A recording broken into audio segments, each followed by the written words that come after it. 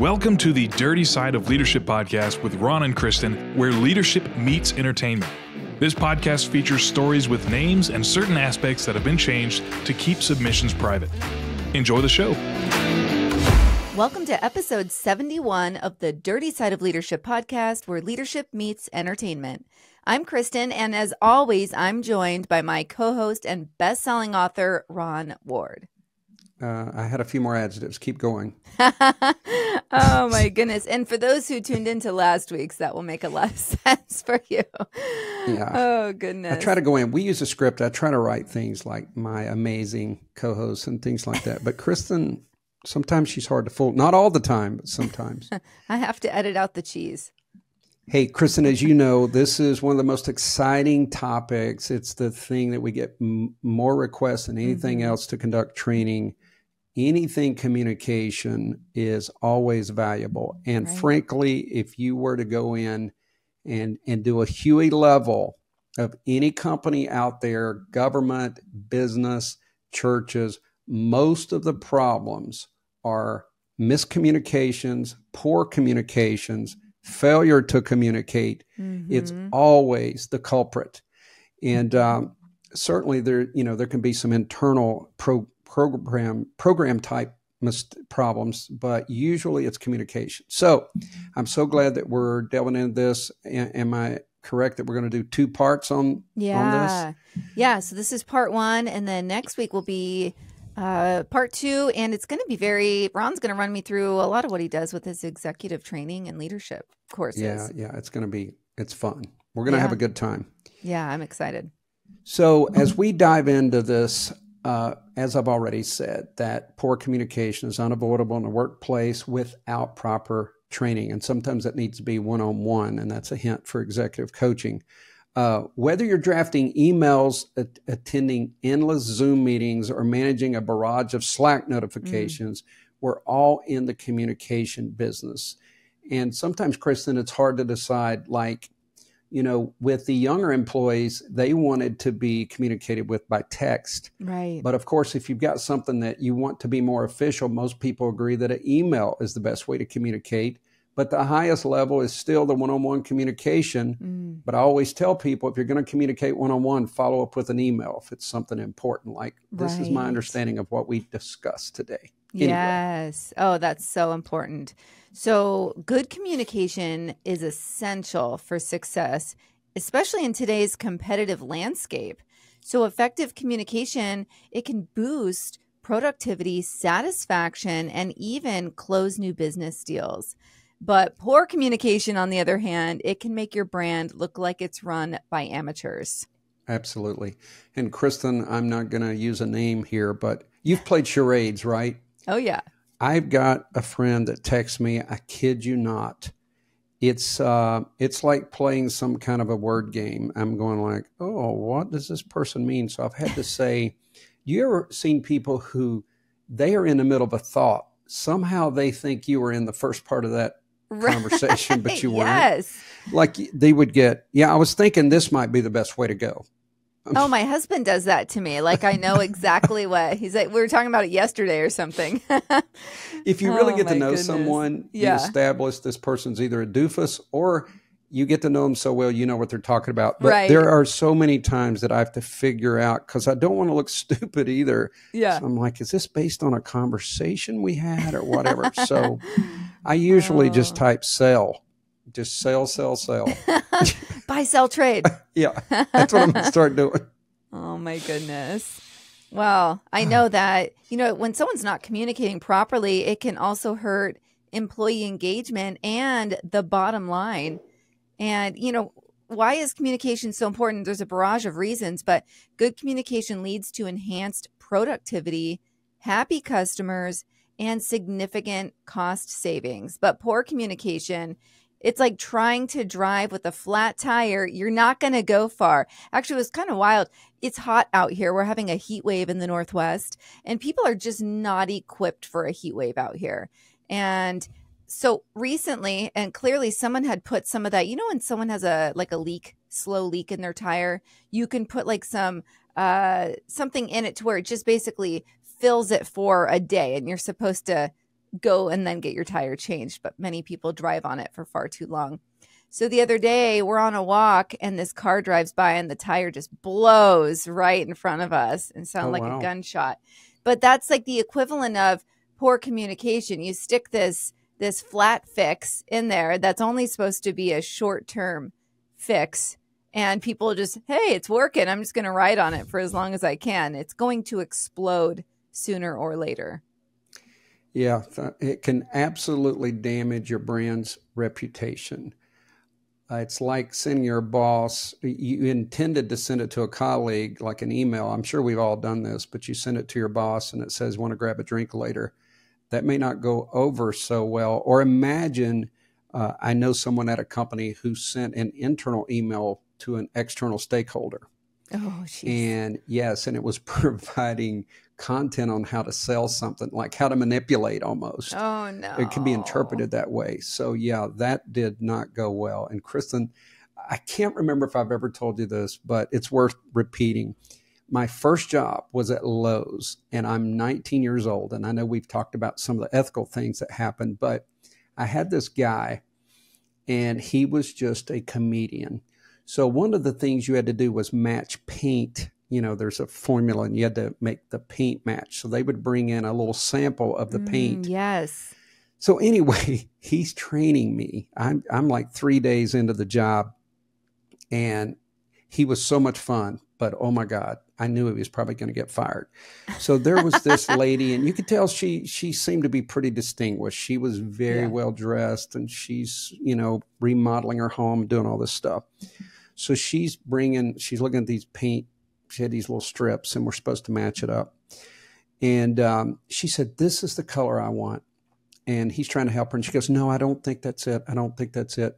So anyway, she keeps looking. I don't know why, but we're straight across from her on the next aisle. But you can hear through there. Like she's right in front of us, just a few paint cans in front of us. Right, right. He goes, listen, whatever the old hag says, just agree with it. We got to get her out of here. We got to get her out of here. The next thing I know, like it's just total silence. Next thing I know, the assistant manager walks around to that aisle and he goes, you two, here now. Oh, and I'm like, oh my God. We go back in his office. And this was not the days where you tried to make your employees warm and welcoming. Right, right. He was cursing, is like, you stupid bastard. That's what he said to him. And oh my gosh. He goes, she well heard deserved. you. She said, she heard you. Oh my gosh. So I thought he was going to get fired. It turns out, I don't remember. He got some kind of a reprimand. And of course, the system manager had to take over and get her taken care of. He told him to stay in his office. So he wanted to make it look like he fired him, I guess. Right. And so fast forward 20 years, I walk into a restaurant in Charleston, South Carolina, close to where I live. And some guy goes, Ronnie Ward. From a table. It's this fancy restaurant right on the water. And I look and it's him. Oh, so my daughters almost had to drag us away because we're telling all those funny Lowe's stories. That is hilarious. Yeah. Oh so my gosh, what's he up to today? Here's a communication tip first. A communication tip is if someone can hear you, you better watch what you say. Yeah. Send an email to the intended target, not external stakeholders and any of that. So, Kristin, I was hoping you didn't ask me that. He passed away shortly after that. Oh, and that's sad. I was so glad. He really was overweight. And I was so glad, though, that I had that little encounter because it really wasn't about 6 months. I'm looking on Facebook and I'm like, oh, my gosh. He's passed. So anyway, but he enjoyed life. I'll say that for him. That's awesome. Oh my goodness. I love that story. Well, one big challenge is that not everyone communicates the same way. I mean, you and I, we have seen that firsthand leading tons of different people. And we all have different educational backgrounds, primary languages, learning styles, and even levels of AI literacy. I mean, that's huge right now, especially. It's like trying to explain TikTok to grandparents, even though I do see quite a few grandparents on there, I will say. But it's a whole other situation. So we need to learn. It's very important to understand. I know I've talked about how I had an employee who asked me to try out, instead of IMing him while he was with the client, to bring a post-it note over and put it that on his desk. I did it for one day and it was completely ineffective. And I was like, we're going to go back to the IM. But at least I tried. I listened.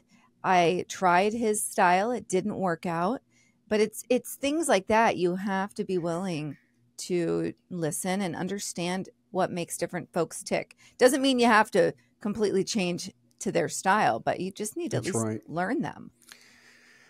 Also, if your employees aren't equipped with the right skills, poor communication become an invisible drag on your business. Mm-hmm. It's like having a team full of people who can't find any key or key cards.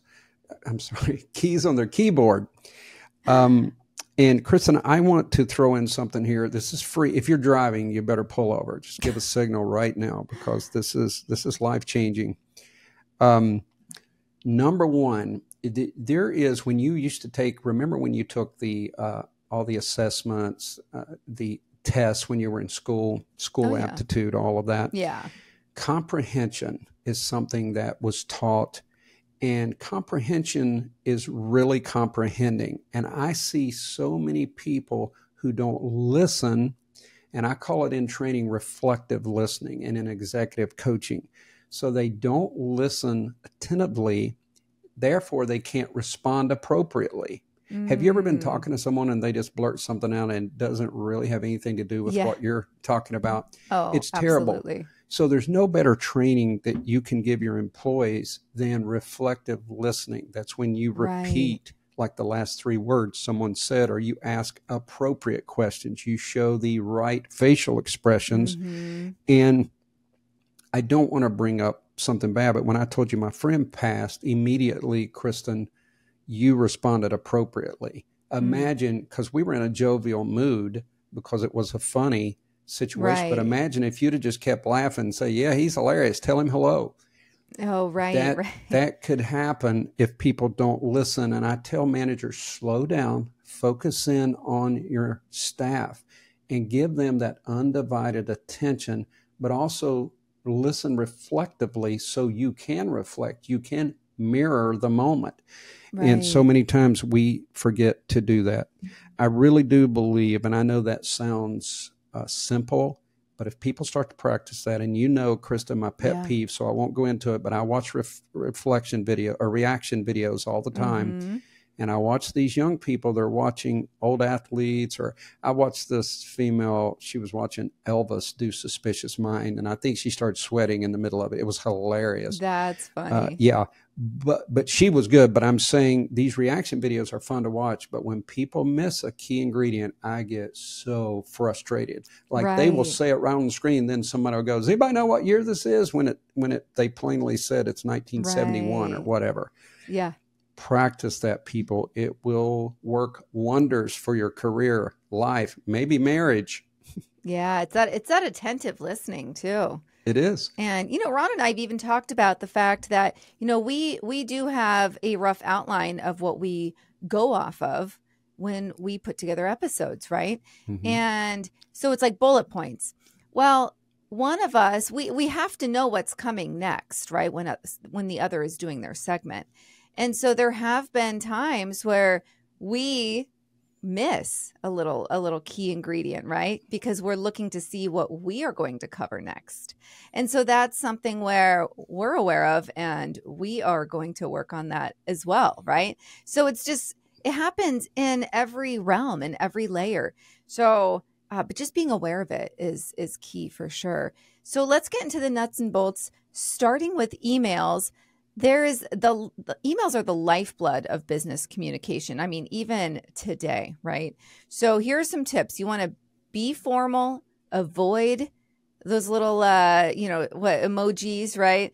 I learned early on that those discredit you. Some little smiley faces and whatnot. They do?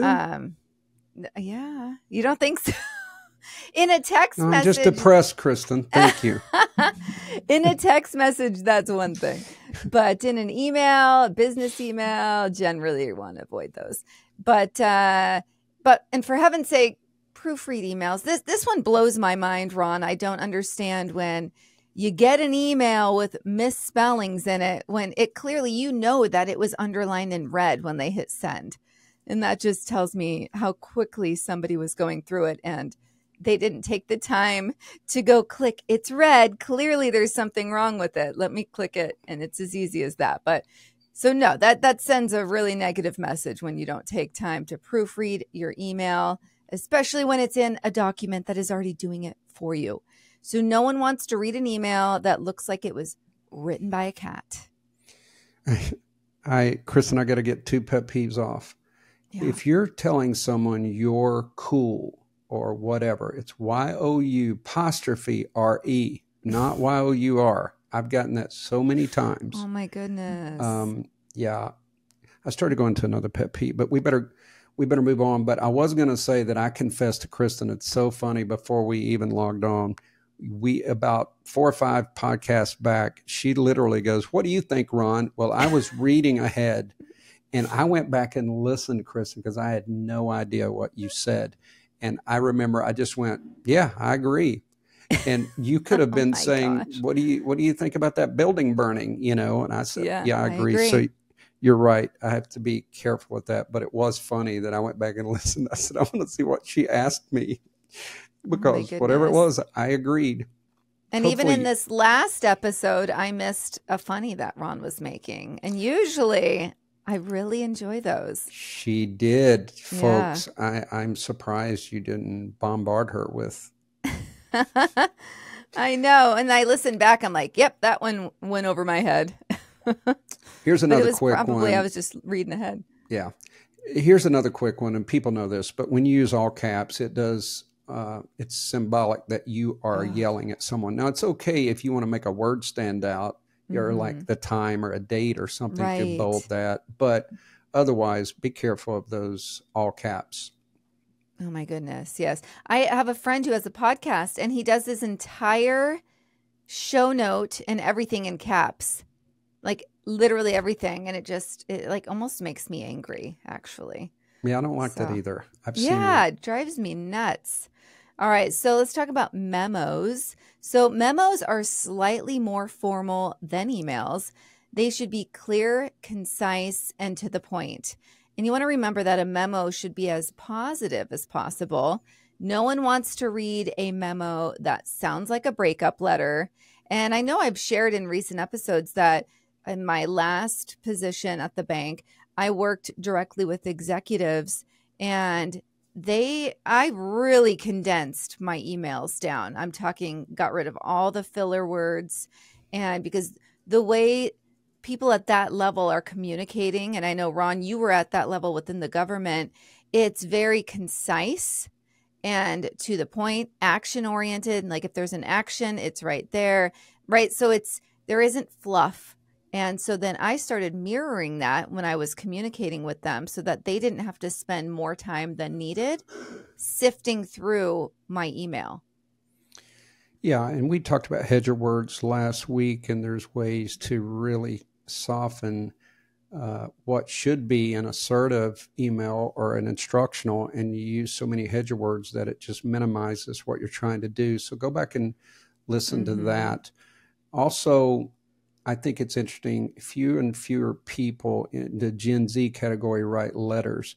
And it is very important. Even if it's a letter to the personnel file or an internal memo, you can really minimize your authority and your influence by just having typos in it. And Kristin, I will be brief, but if you sometimes type Ron Ward, Fleta, Fleta, it's when I got elected to be chair of the national board. It's all federal law enforcement, it's accreditation board. It's a big moment.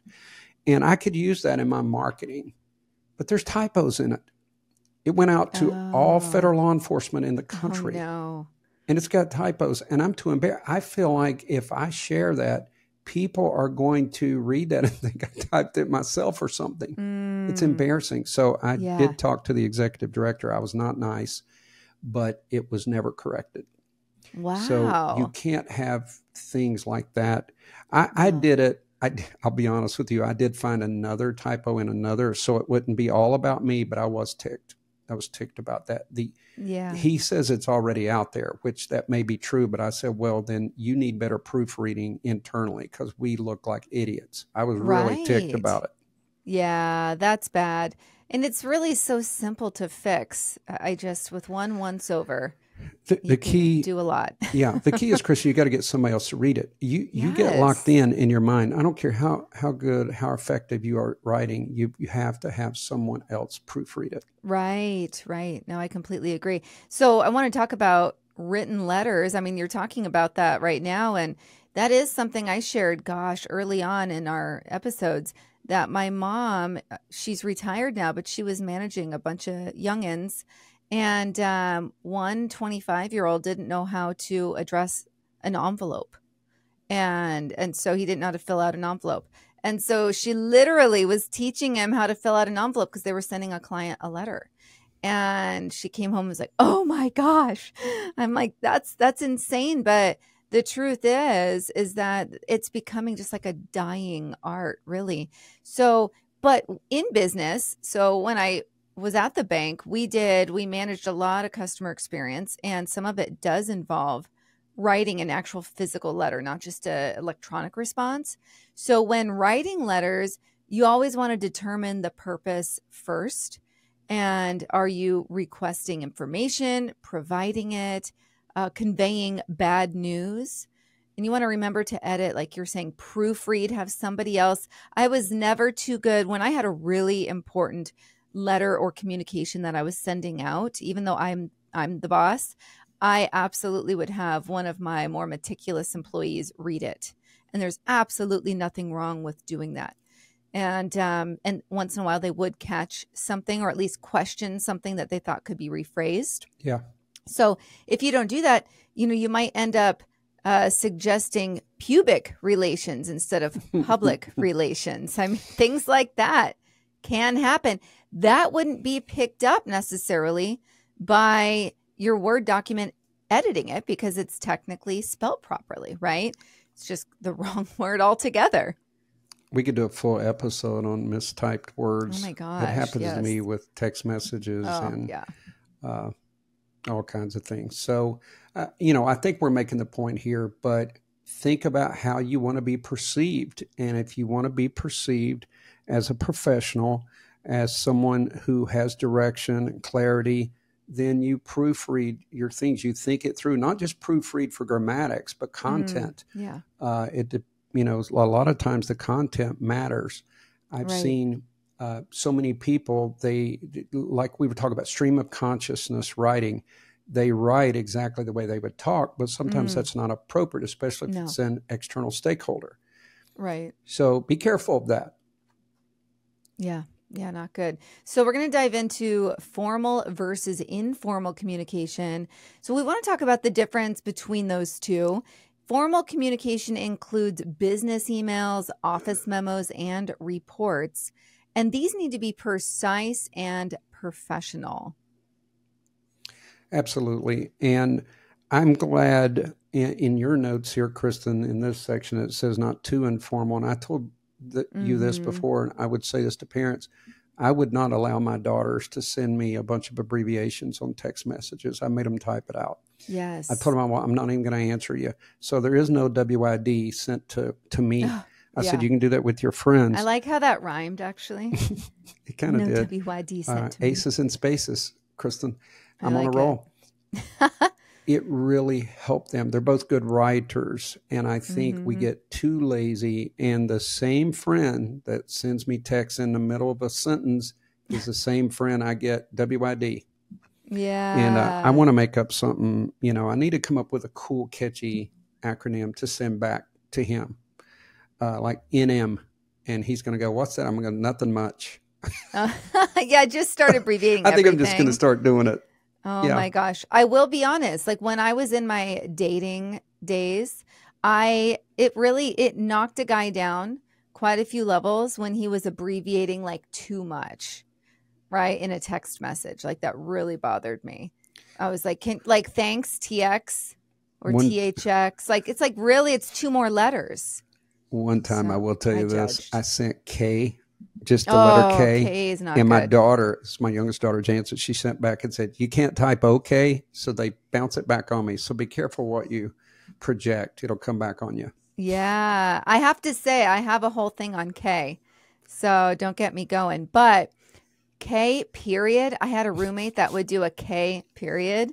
I was like, oh, she's pissed. Like, I don't know what about, but she's pissed. Yeah. And, or if someone just does K, it just seems so flippant, right? Just, It's really lazy. Yeah. You don't deserve a O, just a K. My dad K? K'd me the other day too. And I was like, that's not like him. And You he got didn't mean K'd? anything by it. He got lazy. I got K'd by my dad. But he was just being lazy. He wasn't being like passive aggressive or anything. So I think you've started a hashtag, don't K me. yeah, don't K me. I hate that.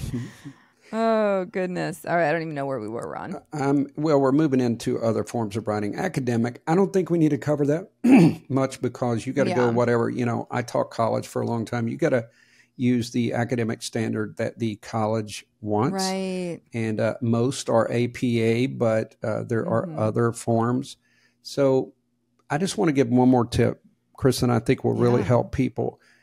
Accuracy, brevity, clarity. I call it the ABCs of report writing, and I used to teach it. So just think, is this accurate? And then we use way too many adverbs and adjectives sometimes, or we ramble. Just be brief and be clear. Right.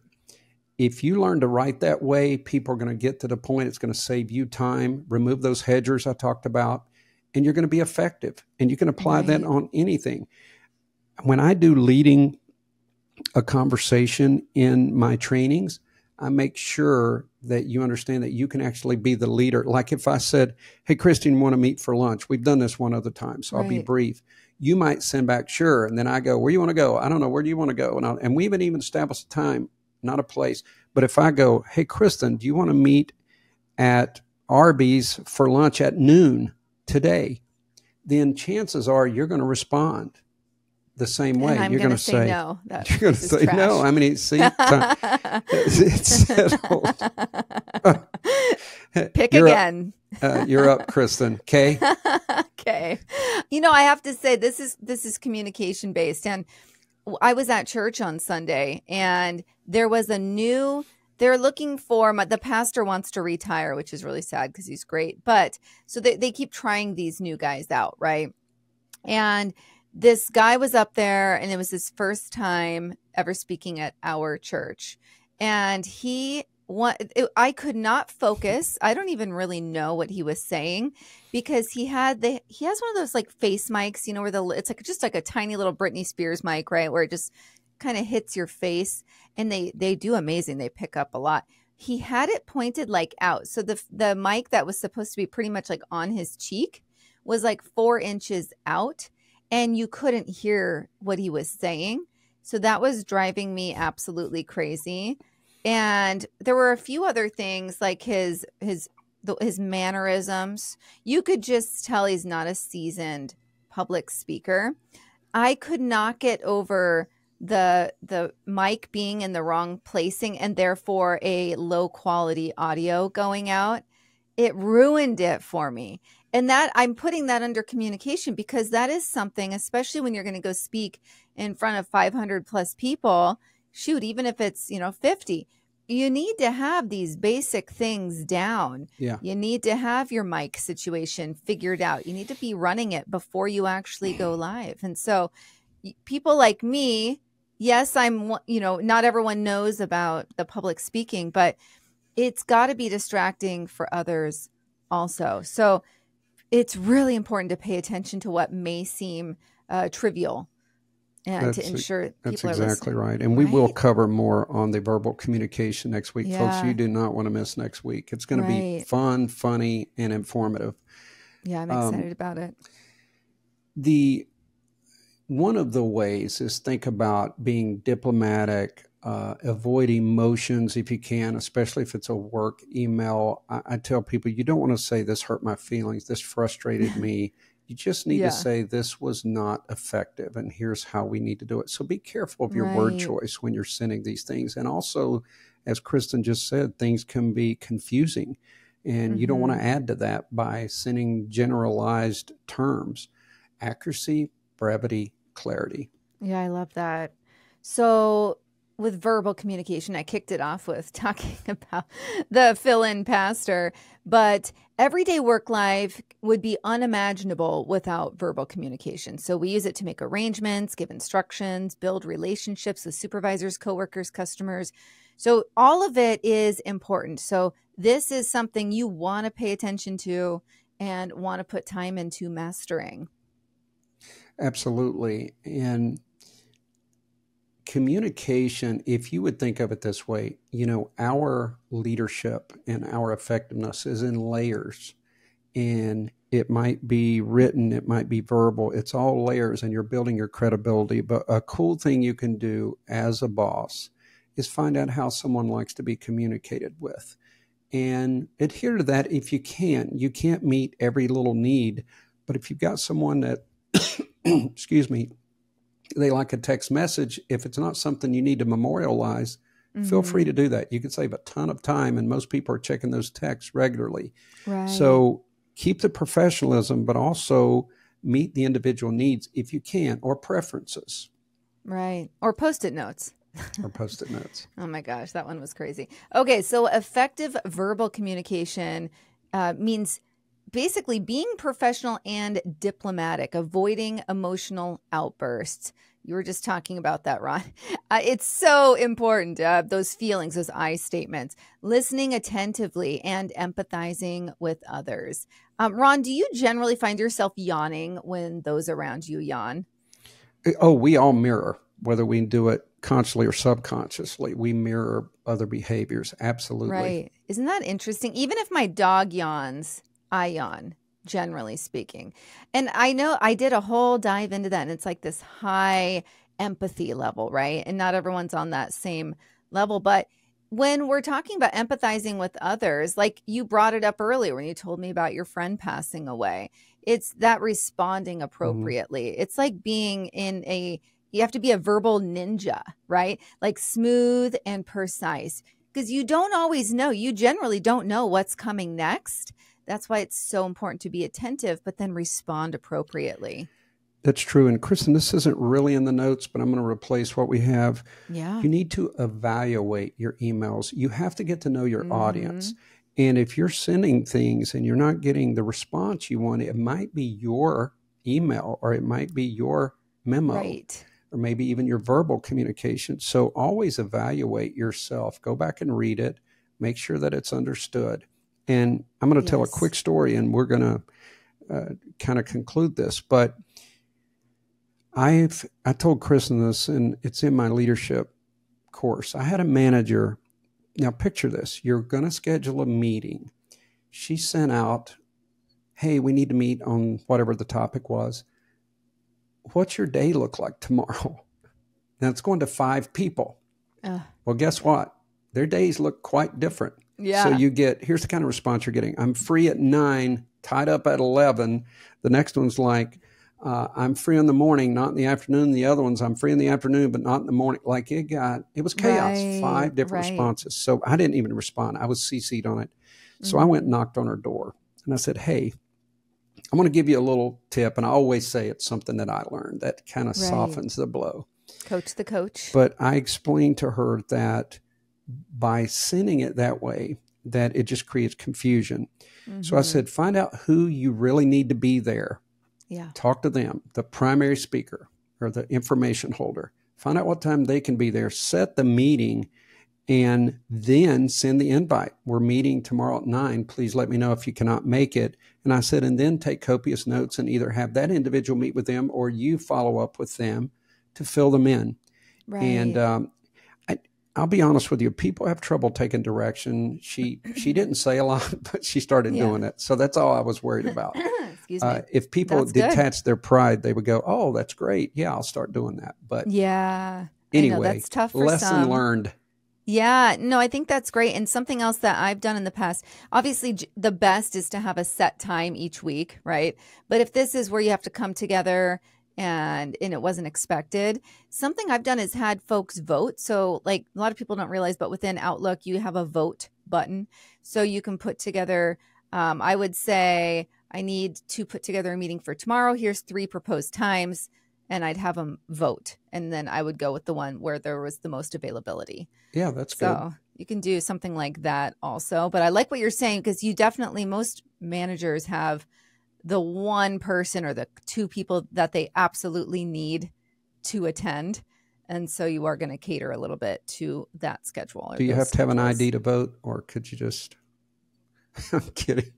On your vote. Don't even get me started on that. An ID, sometimes I try to prod Kristin a little bit. I try to prod her a little bit. He's like, don't be political. And then he just lobs me. I really do. I tell her, Kristin, don't be political. And then I'll throw something out there. It's funny.